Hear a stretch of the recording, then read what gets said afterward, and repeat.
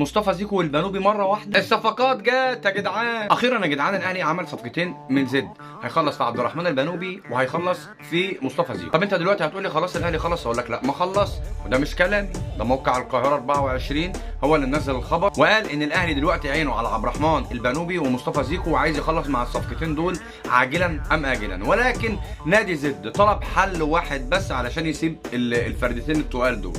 قال للاهلي طالما انت عارض القندوسي للبيع انا هاخده، وهتاخد عبد الرحمن البنوبي ومصطفى زيكو. ما اعرفش بقى هيبقى في فرق فلوس ولا لا، بس نادي زد متوقف صفقه عبد الرحمن البنوبي ومصطفى زيكو مقابل القندوسي. دلوقتي سيراميكا كمان متمسك بالقندوسي وقال انا مش عايز اسيب القندوسي قبل انتهاء فتره عارضه. فدلوقتي فين بقى؟ حطوا لنا العقده في المنشار. نعمل ايه بقى؟ نروح عند نجار؟ ولكن انا عايز اطمنك واقول لك ان موقع ملعب القاهره 24 هو اللي نزل الخبر النهارده ان الاهلي عايز يجيب عبد الرحمن البنوبي ومصطفى زيكو. اتمنى ان الاثنين دول يجوا، لان عبد الرحمن البنوبي يا جدعان لاعب